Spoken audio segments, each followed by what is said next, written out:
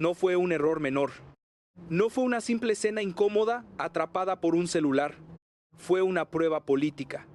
Y Claudia Sheinbaum quedó en el centro en el peor momento posible.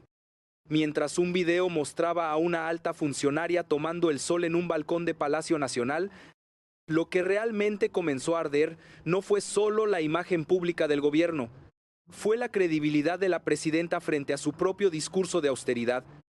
La escena se volvió viral porque condensaba demasiado en muy poco tiempo. El lugar era simbólico, el contexto era explosivo y la reacción oficial, lejos de enfriar el tema, lo convirtió en un caso político de mayor escala. Primero vinieron los intentos de desacreditar el video.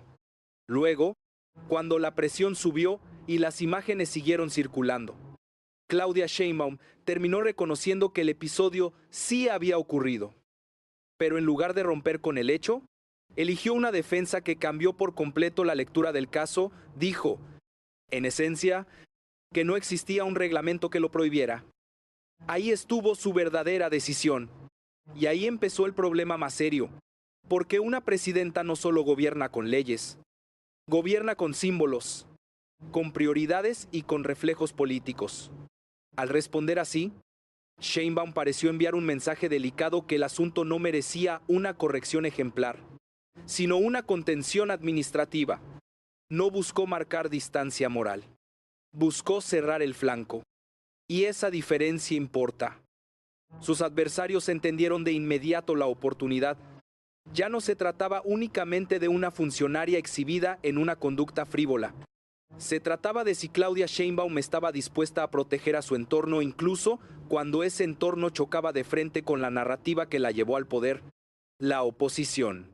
Los críticos y amplios sectores en redes vieron en esa respuesta una señal de arrogancia. Los aliados del gobierno, en cambio, intentaron reducir todo a una exageración mediática. Pero la crisis no se detuvo ahí. Al contrario, empezó a conectarse con otras tensiones, otras sospechas y otros movimientos de control político que colocaron a Sheinbaum en una posición mucho más compleja. Porque cuando una presidenta minimiza un símbolo de privilegio en medio de un clima de desconfianza, el escándalo deja de ser una anécdota, se convierte en una grieta. Y esa grieta abría la puerta a una pregunta mucho más peligrosa: ¿qué tipo de poder estaba empezando a construir Claudia Sheinbaum? Para entender por qué esa respuesta de Claudia Sheinbaum fue tan delicada, hay que mirar el tablero completo. No era un escándalo aislado, era una pieza dentro de un contexto político mucho más tenso, donde cada decisión empezaba a tener múltiples capas de lectura. Sheinbaum no solo gobernaba, estaba administrando una transición de poder heredada, una expectativa social enorme y una narrativa construida durante años alrededor de la austeridad, la moral pública y la ruptura con los excesos del pasado. Ese era el punto de partida, y también era la trampa, porque la llamada austeridad republicana no era solo una política económica, era un símbolo político, un contrato implícito con la ciudadanía, la promesa de que el poder ya no se usaría como privilegio personal.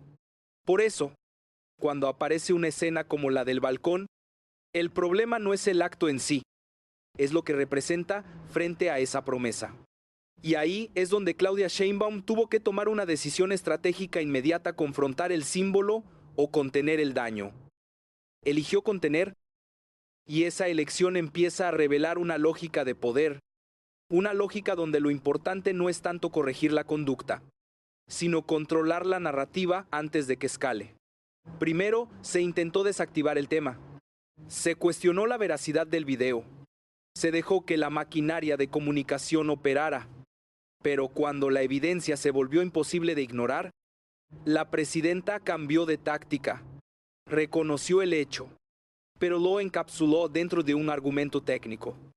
Sin reglamento, no hay falta. Eso no fue improvisación, fue cálculo. Porque aceptar un error estructural implicaba abrir un frente mucho más grande. Implicaba cuestionar la coherencia del discurso de gobierno. Implicaba dar espacio a que la oposición construyera un relato de hipocresía Y en un entorno político altamente polarizado. Sheinbaum optó por evitar ese escenario. Prefirió reducir el impacto inmediato, aunque eso implicara asumir un costo en percepción. Pero el tablero no se detenía ahí. Al mismo tiempo, otros temas comenzaban a rodear a su gobierno. Señalamientos sobre posibles contradicciones entre el discurso oficial y ciertas prácticas dentro del entorno cercano al poder, la aparición de información sobre vínculos financieros en el extranjero relacionados con figuras cercanas a su círculo. Nada de eso era nuevo en la política mexicana, pero el timing lo cambiaba todo, porque ahora no ocurría en abstracto. Ocurría justo cuando la credibilidad ya estaba bajo presión. En paralelo, surgía otro movimiento aún más estratégico, el impulso a medidas de control más amplias, como el registro obligatorio de líneas telefónicas. Desde el discurso oficial, se presentaba como una política de seguridad, pero en el contexto que se estaba formando, muchos empezaron a interpretarlo de otra manera, como una herramienta de control, como una base de datos potencialmente útil para mapear comportamientos, opiniones y redes sociales en tiempo real. Ese cruce de factores comenzó a dibujar una imagen distinta. Ya no era solo una presidenta enfrentando un escándalo puntual, era una líder tomando decisiones en múltiples frentes al mismo tiempo, defendiendo narrativa, administrando crisis y avanzando en políticas que, para algunos, apuntaban hacia un modelo de mayor control estatal, y cada uno de esos movimientos alimentaba al otro. Porque en política, la percepción no se construye por eventos aislados, se construye por acumulación. Y ahí es donde el caso del balcón dejó de ser el centro y se convirtió en el detonante de algo mucho más grande. Una cadena de tensiones que empezaba a revelar no solo errores, sino un patrón en la forma en que Claudia Sheinbaum ejercía el poder bajo presión. Y cuando ese patrón empieza a hacerse visible, lo siguiente ya no es contención, es confrontación. La confrontación no tardó en llegar, y cuando llegó, lo hizo con múltiples frentes abiertos al mismo tiempo, porque lo que empezó como una crisis de imagen rápidamente se convirtió en una disputa política más profunda, donde Claudia Sheinbaum ya no solo enfrentaba críticas, sino cuestionamientos directos sobre su forma de ejercer el poder. El primer frente fue el más visible: la opinión pública digital. Las redes sociales no soltaron el tema. Cada nuevo dato, cada contradicción, cada silencio, alimentaba una narrativa que crecía por sí sola. Lo que antes podía controlarse con un desmentido rápido, ahora se amplificaba en segundos. Y ahí, la estrategia inicial de contención empezó a mostrar sus límites.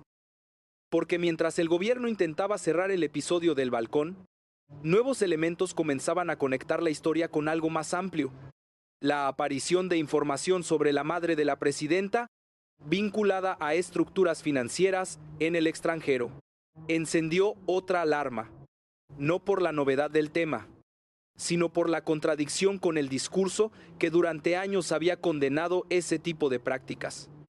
Claudia Sheinbaum no respondió de inmediato a ese punto, y ese silencio también fue interpretado como una decisión estratégica: no validar el tema, no amplificarlo. Pero en política, ignorar una acusación no la desaparece. Muchas veces la fortalece, y eso fue exactamente lo que ocurrió. Al mismo tiempo, el tema del registro obligatorio de líneas telefónicas comenzó a ganar protagonismo. Lo que se había presentado como una medida técnica de seguridad empezó a percibirse bajo otra luz. Analistas, opositores y ciudadanos comenzaron a preguntarse: ¿quién controlaría esa base de datos? ¿Qué uso real tendría? ¿Y qué pasaría con quienes decidieran no registrarse? Ese fue el punto donde la tensión escaló, porque ahora ya no se discutía solo una contradicción entre discurso y comportamiento. Se discutía la posibilidad de un modelo de control más amplio, y eso cambió el tono del debate. Lo volvió más serio, más estructural, más difícil de desactivar. Frente a esto, Claudia Sheinbaum mantuvo una línea clara: no retroceder, no abrir concesiones visibles. defender las decisiones bajo argumentos institucionales, pero esa postura también tuvo un efecto inmediato. Unificó a sus críticos. Sectores que normalmente no coincidían comenzaron a encontrar un punto común: la desconfianza. Incluso dentro de su propio espacio político empezaron a surgir tensiones. No de forma abierta, pero sí perceptible, porque cada crisis no resuelta aumenta el costo interno. Y cada decisión que prioriza el control sobre la explicación deja huellas. Mientras tanto, otro elemento entró en juego: la narrativa de popularidad. El discurso de aprobación alta, repetido constantemente, comenzó a contrastar con el ambiente digital cada vez más crítico. Y ahí apareció una nueva sospecha: qué parte de ese apoyo era orgánico y qué parte estaba siendo impulsada artificialmente. Ese cuestionamiento no necesitaba pruebas definitivas para ser peligroso. Bastaba con instalar la duda. Así, lo que Claudia Sheinbaum había intentado contener como una serie de episodios aislados, terminó fusionándose en un solo conflicto. Un conflicto donde se mezclaban imagen, poder, control y credibilidad. Un conflicto que ya no podía apagarse con una explicación técnica. Porque cuando demasiadas piezas empiezan a encajar en la misma dirección, la crisis deja de ser circunstancial. Se vuelve estructural. Y en ese punto, la pregunta ya no es qué pasó. La pregunta es por qué pasó y quién se beneficia de que siga pasando. Ahí es donde entra la parte más importante: la lógica detrás de las decisiones de Claudia Sheinbaum. Porque si se analizan estos eventos como piezas separadas, parecen errores, omisiones o simples crisis mal gestionadas. Pero si se observan como conjunto, empiezan a revelar un patrón, una estrategia. La primera clave está en cómo Sheinbaum maneja el tiempo político. No responde de inmediato. Deja que el tema circule, que se desgaste, que se mezcle con ruido. Solo interviene cuando la evidencia es imposible de negar. Y cuando lo hace, no entra al fondo moral del asunto. Se mueve en el terreno técnico: reglamentos, procedimientos, legalidad. Ese cambio de terreno no es casual. Es una forma de enfriar el conflicto sin ceder el control. La segunda clave es el manejo de la narrativa. En lugar de confrontar directamente cada acusación, su gobierno parece apostar por una saturación informativa. Muchos temas al mismo tiempo, muchas discusiones cruzadas. El resultado es claro: el ciudadano promedio pierde el hilo. Y cuando eso ocurre, la indignación se dispersa, no desaparece, pero deja de concentrarse en un solo punto crítico. En ese contexto, el caso del balcón deja de ser central. Se convierte en una distracción útil mientras otros movimientos avanzan con menor resistencia. Y ahí entra el tercer elemento estratégico: el control de infraestructura. El registro obligatorio de líneas telefónicas no es solo una medida técnica. Es una herramienta de capacidad estatal. Permite construir una base de datos masiva. Permite vincular identidad con comunicación. Permite, en teoría, mapear comportamientos. Desde el discurso oficial, es seguridad. Desde una lectura estratégica, es poder. Y Claudia Sheinbaum avanza en ese terreno sin frenar, incluso en medio del ruido político. Eso dice mucho. Dice que hay prioridades claras, que algunas decisiones no están sujetas al costo mediático inmediato, que el cálculo no es semanal, sino estructural. Pero toda estrategia tiene riesgos. El primero es la acumulación de desconfianza. Cada vez que una crisis se responde sin transparencia plena, queda un residuo, y esos residuos se acumulan. El segundo riesgo es la percepción de desconexión. Cuando el discurso oficial insiste en que todo está bajo control, pero la percepción pública se mueve en sentido contrario. La brecha crece. El tercer riesgo es interno, porque dentro de cualquier estructura de poder, cuando las decisiones se concentran y la narrativa se controla desde arriba, empiezan a surgir tensiones, no siempre visibles, no siempre inmediatas, pero reales. Y hay un cuarto riesgo aún más delicado: la sobreconfianza en la maquinaria de comunicación. Pensar que todo puede ser contenido, reencuadrado o diluido. Pensar que el control del relato es suficiente para sostener el poder. La historia política muestra que eso rara vez funciona de forma indefinida. Aún así, desde la perspectiva de Claudia Sheinbaum, la estrategia tiene lógica: mantener estabilidad, evitar rupturas visibles, avanzar en decisiones claves sin abrir demasiados frentes al mismo tiempo. Es una forma de gobernar basada en el control progresivo, no en la confrontación directa. Pero el problema es que el contexto ya cambió. Porque cuando la oposición, la opinión pública y ciertos sectores internos empiezan a leer el mismo patrón, la estrategia deja de ser invisible. Y en el momento en que una estrategia se vuelve visible, también se vuelve vulnerable. Y eso nos lleva al punto más crítico de todas: las consecuencias. Las consecuencias comenzaron a manifestarse de forma gradual, pero constante. No hubo un colapso inmediato, no hubo una caída abrupta.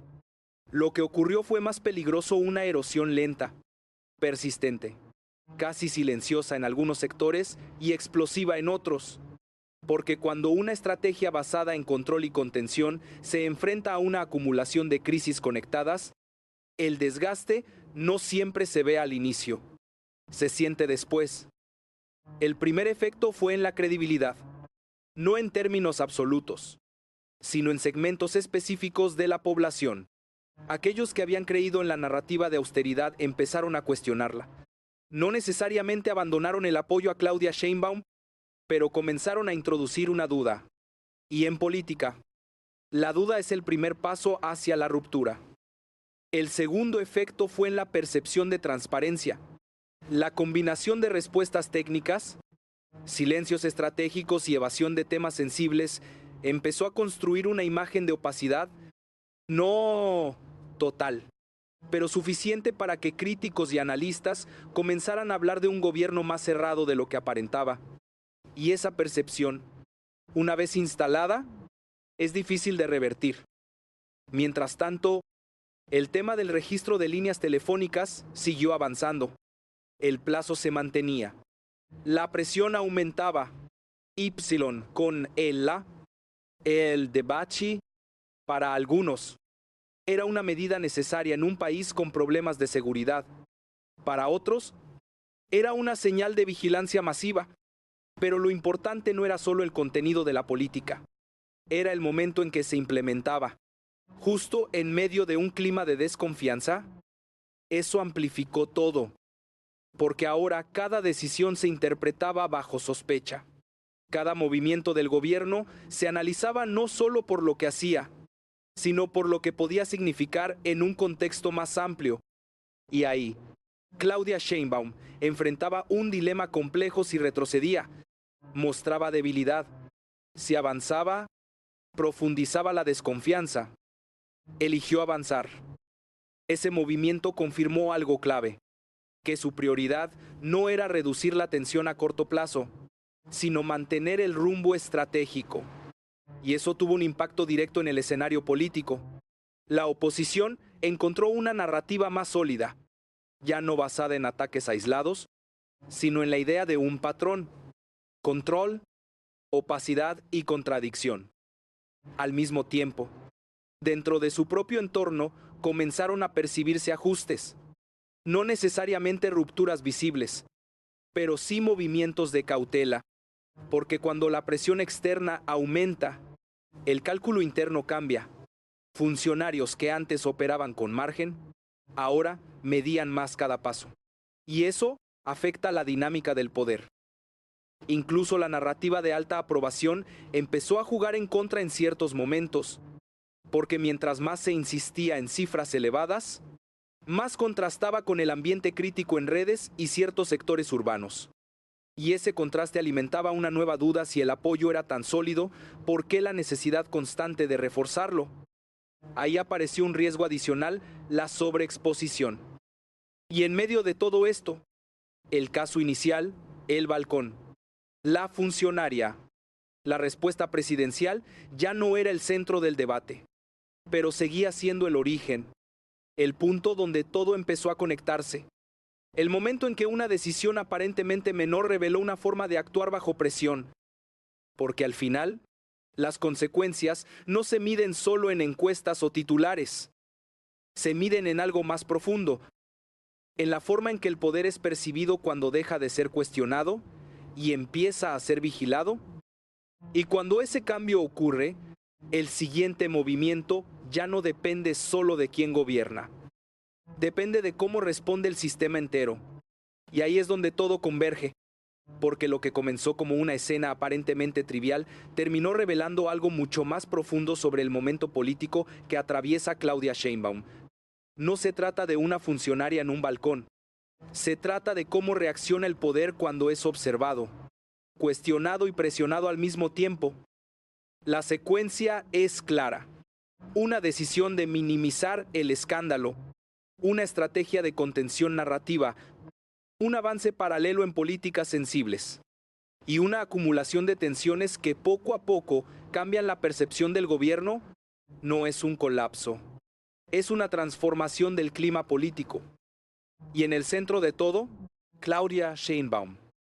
Porque cada paso que dio no fue accidental, eligió no escalar el castigo, eligió no abrir el frente moral, eligió sostener la línea técnica, eligió avanzar en medio del ruido. Y esas elecciones, juntas, dibujan un estilo de poder controlado, calculado, resistente a la presión inmediata, pero cada vez más expuesto a cuestionamientos estructurales. La pregunta ahora no es si la crisis existió. La pregunta es, ¿qué dejó? Dejó una grieta en la narrativa de austeridad. Dejó dudas sobre la transparencia. Dejó una discusión abierta sobre el alcance del control estatal. Y Vera sin Adelidad Porto Sando. Sobre todo, dejó visible un patrón de respuesta que antes podía pasar desapercibido. Y cuando un patrón se vuelve visible, cambia el juego. Porque los adversarios ya no reaccionan a eventos aislados, empiezan a anticipar movimientos, empiezan a construir estrategias en torno a ese patrón. Y eso obliga a quien gobierna a adaptarse o a endurecer aún más su posición. En ese punto, el margen se reduce. Y ahí está el verdadero giro. Claudia Sheinbaum aún mantiene control institucional, respaldo político y capacidad de maniobra. Pero ahora enfrenta algo distinto, una vigilancia constante sobre cada decisión.